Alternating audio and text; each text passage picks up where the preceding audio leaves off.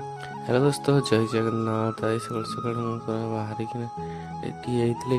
ଜଣେ ବାପା ଫୋନ୍ କଲେ କି ଗ୍ୟାସ୍ ସରିଯାଇଛି ଆଉ ଗ୍ୟାସ୍ ଆଣିବା ପାଇଁ ଯିବ ବକ୍ସିରେ। ତ ଦୋକାନକୁ ଯାଇକିନା ମୁଁ ଟିକେ ଛୁଆଟା ସାଙ୍ଗେ ଖେଳିଦେଲି। ତାପରେ ଗ୍ୟାସ୍ ଧରିକିନା ଆମେ ସିଧାସଳଖ ପଳେଇଲୁ ବକ୍ସିରେ। ତାପରେ ଗ୍ୟାସ୍ ଷ୍ଟୋରରେ ପହଞ୍ଚି ସାରିଲା ପରେ ଏଠି ଗ୍ୟାସ୍ ଦେଖିଲୁ ଯେ ସରିଯାଇଛି। ଏଚ୍ ପି ଗ୍ୟାସ୍ ହିଁ ନାହିଁ, ଇଣ୍ଡିଆନ୍ ଗ୍ୟାସ୍ ଖାଲି ଅଛି। ତାପରେ ଏଚ୍ ପି ଗ୍ୟାସ୍କୁ ନେଇକିନା ପୁଣି ଦୋକାନକୁ ଆମେ ପଳାଇଲୁ।